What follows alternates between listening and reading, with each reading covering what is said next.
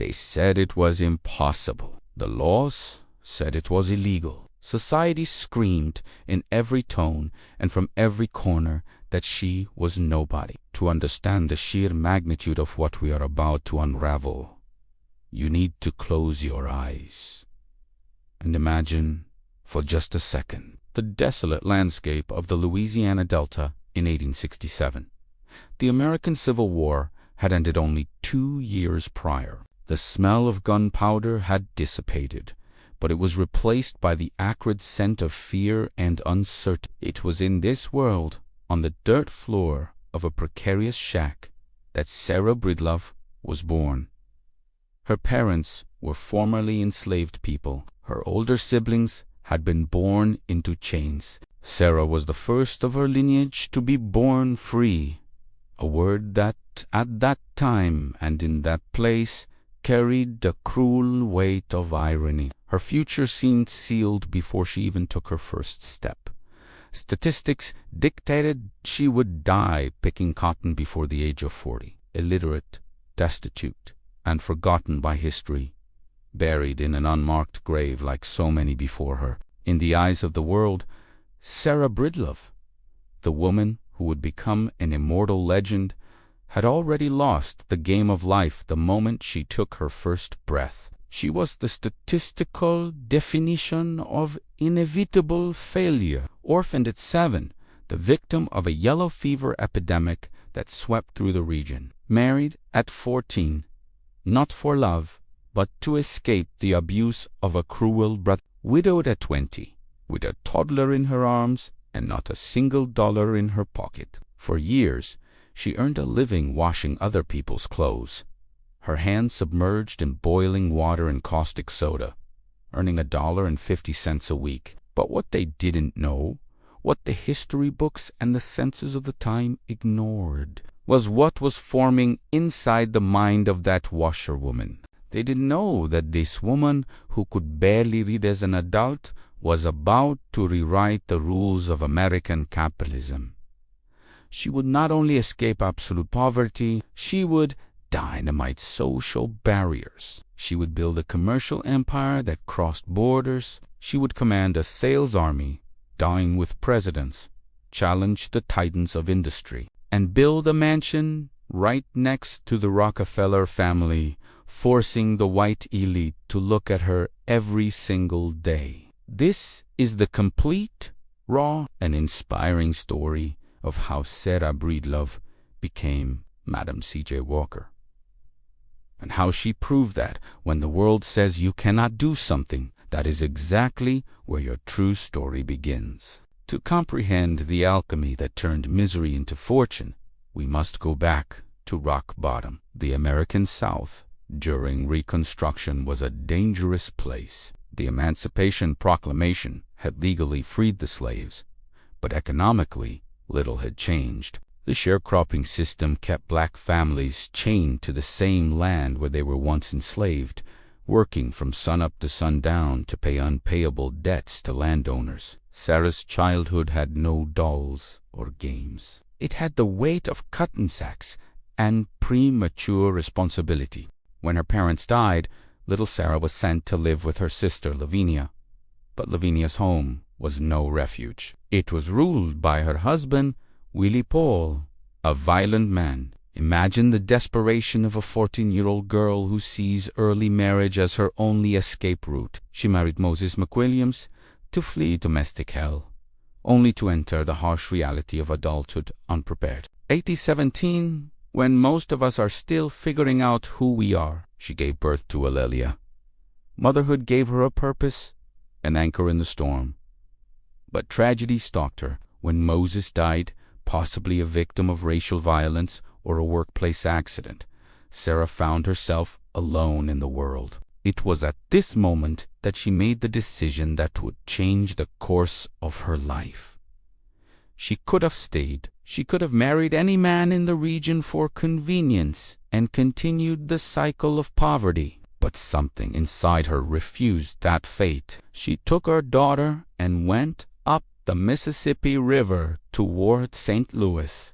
They say the journey was long and silent, with Sarah staring at the muddy waters, promising herself that her daughter would have an education, something that had been denied to her. St. Louis was a vibrant metropolis, but brutal. There, Sarah became a washerwoman. It is crucial that you understand what it meant to be a washerwoman in 1890. There were no automatic machines. There were only wooden tubs, scrub boards, soap made from animal fat, and caustic lye. The work was physical, exhausting, and endless. The hot chemical steam filled her lungs, her back locked up from carrying heavy baskets of wet laundry across the city. And the financial return was humiliating. Every penny was counted: rent, food, clothes, and the precious tuition for Elia school. Chronic stress, poor nutrition, and, most importantly, years of exposure to harsh chemicals and the lack of basic sanitation began to take a visible toll. Sarah started losing her hair. First, it was just a few strands in the brush, then visible patches on her scalp. Soon, she was facing severe baldness. For a woman, losing hair is devastating, but for a black woman in the early 20th century, where respectable appearance was one of the few armors against everyday racism, baldness was a social death sentence. Hair was linked to dignity, femininity, and health. Sarah felt shame. She covered her head with scarves, avoided mirrors, and felt her self-esteem dissolve along with her strands. But it is curiously in the moments of greatest darkness that the brightest opportunities hide, waiting for someone with the courage to seize them. Before we see how she transformed this personal shame into a global gold mine, if you like stories of overcoming the odds that defy logic and the status quo, subscribe to the channel right now. We bring deep dive analyses like this one of figures who broke the system. And you won't want to miss the next episode. Click the subscribe button and turn on notifications right now to join our community of restless minds. Back in St. Louis, Sarah was at her breaking point. She tried everything available on the market: home remedies, dubious ointments, superstitions. Nothing worked until around 1904. The turning point happened. She began using a product called the Great Wonderful Hair Grower, sold by Annie Malone, another pioneer black businesswoman. The product worked. Sarah's hair began to grow. The gratitude was immense. But Sarah saw more there than a cure. She saw a business. She became a sales agent for Malone. It was while selling Annie Malone's products to Arturo that Sarah discovered her superpower. She wasn't just a salesperson. She was a storyteller. She wasn't just selling an ointment in a jar. She was selling hope.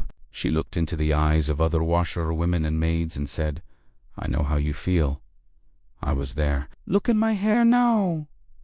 The connection was visceral. Authenticity was her strongest currency. However, Sarah Breedlove was not born to be an employee. Her mind buzzed with ideas for improvements, new formulas, and marketing strategies that Annie Malone rejected. Sarah began experimenting in her own kitchen. Popular legend says the formula came to her in a dream, where a tall black man showed her ingredients coming from Africa. In reality, it was a mix of empirical science, herbal knowledge inherited from her ancestors, and meticulous observation. She combined petrolatum with sulfur, a crucial agent for curing the scalp infections that caused the hair loss, and perfumes to make the experience pleasant. In 1905, Sarah made the decision to break with Annie Malone and move to Denver, Colorado. There she married Charles Joseph Walker, a man who worked in advertising and newspapers. It was the perfect union between product and promotion. Sarah adopted her husband's surname and added the title Madam, a direct affront to social conventions that refused to address black women with respect, calling them only by their first names or derogatory nicknames. The brand was born, Madam C.J. Walker. Sarah's branding strategy was revolutionary for the time. While many products tried to hide blackness or promised to whiten skin and straighten hair to mimic European standards, Sarah did the opposite. She put her own face on the tin, a black face, strong, proud. She sold hair health, hygiene, and growth, not assimilation. She used before and after photography masterfully, showing her own baldness and then her long, healthy hair. She put herself on the front line, personally guaranteeing the product's efficacy. The Walker couple launched a relentless commercial offensive. They traveled throughout the South and West of the United States. There was no internet, no television. There was only the train, the wagon, and the soles of their shoes. They went from town to town, setting up demonstrations in churches, community halls, and private homes. Sarah washed the hair of strangers, applied Madam Walker's wonderful hair grower, and used the metal hot comb to style the strands. The result was immediate and visual. Sales exploded. But with success came conflict. The business was growing at a dizzying speed, and C.J. Walker, the husband, began to feel intimidated. He wanted Sarah to slow down, to be content with what they already had. He saw the business as a nice side income. She saw it as a potential empire. Sarah's vision was limitless. She knew she held something bigger than cosmetics in her hands. The marriage could not withstand her ambition. They divorced, and Sarah kept the name, the company, and the vision. In 1910, Sarah took the logistical step that would transform her company into a national giant. She moved her headquarters to Indianapolis. The choice was not random. Indianapolis was the crossroads of America, a railway hub from which she could ship products to any corner of the country in a matter of days. There, she built a modern factory with the laboratories, shipping department, and training school. And here lies the true genius of Madam C.J. Walker, the secret that set her apart from all the other tonic salesmen of the era. She realized that no matter how hard she worked, she was just one person. She couldn't be everywhere at once. To scale, she needed an army. She created what she called the Walker system. The Walker system wasn't just a sales network. It was a machine of economic emancipation. Sarah recruited black women, the same ones who, like her, were trapped in kitchens and laundries. Ernie Kramzan trained them to be Walker beauty culturists. She offered them a contract, an impeccable uniform, and, most importantly, education. She taught them about the physiology of hair and the scalp, but she also taught them to be business. Think about the impact of this. In the early 20th century, a black woman had almost zero career options. Suddenly, Madam Walker offered an opportunity where they could earn in a single day what it would take them a month to earn scrubbing floors. Thousands of women grabbed this chance. Before long, the army of Walker agents numbered 10,000, then 20,000 women spread across the United States, the Caribbean, and Central America. These agents became leaders in their communities. With the money they earned selling Walker products, they bought homes, sent their children to university, and funded churches. Sarah wasn't just building a company. She was funding the creation of the black American middle class. She told her agents, "Don't sit down and wait for the opportunities to come. Get up and make them." To keep this army motivated and trained, Sarah organized annual conventions that were true spectacles. Imagine hundreds of black women, dressed elegantly in white, gathered in grand halls to discuss business, sales strategies, and political activism. Sarah rewarded the top sellers with cash prices and jewelry, creating a culture of meritocracy and excellence. However, the success of a woman and a black woman at that deeply bothered the power structure, even within the black community itself. In 1912, during the convention of the National Negro Business League, dominated by men, the famous leader and educator Booker T. Washington tried to ignore Madam Walker's presence. He did not invite her to speak. To the male intellectual elite of the time, the beauty business was seen as frivolous and irrelevant. But Sarah Breedlove was not a woman to accept being silenced. On the third day of the convention, as Booker T. Washington tried to proceed with the agenda, Sarah rose from her seat. She walked to the front of the packed auditorium, looked at the stage, and her firm voice echoed off the walls. She said, "Surely you are not going to shut the door in my face. I am a woman who came from the cotton fields of the South. From there, I was promoted to the washtub. From there, I was promoted to the cook kitchen. And from there, I promoted myself into the business of manufacturing hair goods and preparations. I have built my own factory on my own ground." The silence that followed was absolute, and then the applause began, timid at first, soon becoming a deafening ovation. She forced her way to the table of the greats. Booker T. Washington was forced to acknowledge her. From that day on, Madam C.J. Walker was not just a successful salesperson. She was a political force that could not be ignored. Money poured into the company's coffers. The Walker Manufacturing Company generated revenues that, adjusted for today's inflation, would be in the multi. Sarah lived in luxury, wearing the finest clothes, driving electric cars, a technological rarity of the time, and collecting art.